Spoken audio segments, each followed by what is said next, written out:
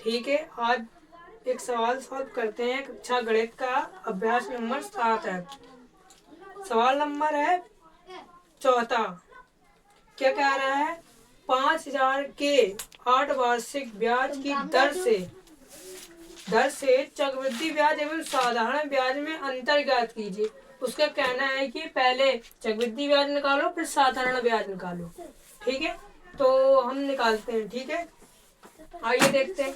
मूलधन दिया है, उसमें 5,000 दिया है और दर दी है 8% और समय दिया है 3 वर्ष। ठीक है, तो हमें क्या निकालना है? चक्रवृद्धि ब्याज और साधारण ब्याज। ठीक है, तो हम पहले मिश्रधन निकाल लेते हैं। तो मिश्रधन सूत्र लगाएंगे मिश्रधन वाला सूत्र लगाएंगे बेटा। A बराबर P कोष्ठ में 1 प्लस R बटा 100 घात 9। N को मान लेते हैं हम समय और R को मान लेते हैं दर। ठीक है, तो आप सॉल्व करते तो A बराबर हमें P दिया मतलब मूलधन दिया है 5,000। ठीक है, कोष्ठ 1 प्लस 1 बट R बराबर मतलब दर दिया हमें 8%, तो हम यहाँ 8 लिख देंगे बटा 100 और N बराबर 3 मतलब समय 3 वर्ष। ठीक है, तो A बराबर 5,000 कोष्ठ 1 प्लस 8 बटा 100 को काट देते हैं हम। ठीक है, काट देते हैं तो हम 4 से काटेंगे। 4 दूनी 8 और 4 दूनी 8 और 4 पंचे 20। यहाँ 2 हाथ से चली जाएगी तो ये 20 हो जाएगा, तो 25 बार। तो हम 25 का गुणा 1 में कराएंगे तो 1 ही बार जाएगा। ठीक है, 25 में हम 2 जोड़ देंगे तो 27 हो जाएगा। हम इसको लिख सकते हैं A बराबर 5,000 कोष्ठ में 27 बटा 25 घात 3। तो हम इसको ऐसा भी लिख सकते हैं। ठीक है, देखो A बराबर 5,000 इंटू 27 बटा 25 इंटू 27 बटा 25 इंटू 27 बटा 25 इंटू हाँ लिख सकते हैं। ठीक है, हाँ तो हम 25 से हम 5,000 को काटते हैं तो 25 से 5,000 को काटने में 25 कम 25 और 25 दूनी 50, तो 2 बार कट जाएगा तो इधर 200 हो जाएगा। कितना हो जाएगा? 200। तो फिर हम 25 से काटेंगे, 25 अट्ठे 200 होता है तो 8 बार में कट जाएगा।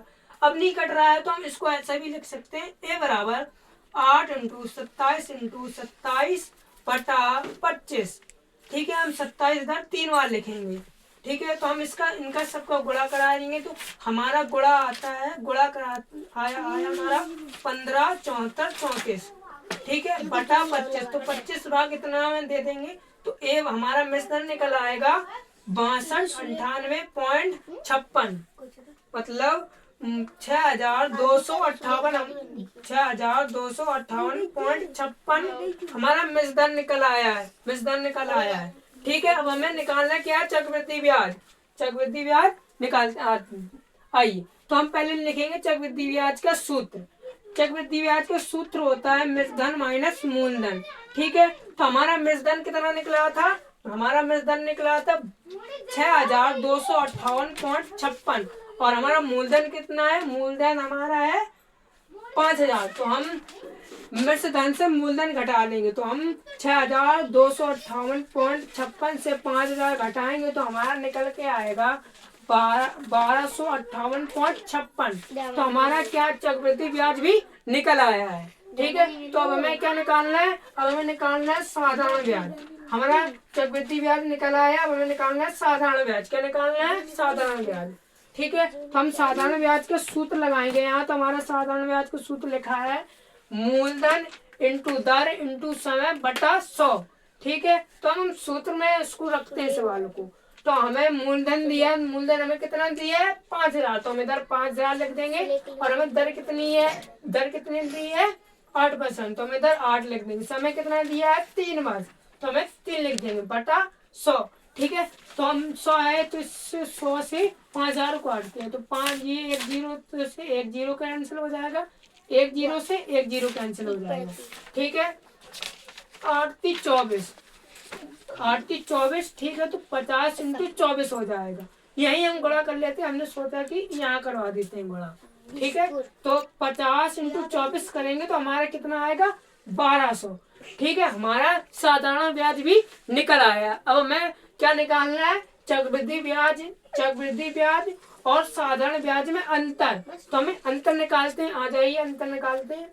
तो हम क्या करेंगे, साधारण ब्याज और चक्रवृद्धि ब्याज में अंतर कैसे निकालेंगे, तो हम क्या करेंगे, चक्रवृद्धि ब्याज से साधारण ब्याज घटा देंगे, चक्रवृद्धि ब्याज से हम साधारण ब्याज घटा देंगे।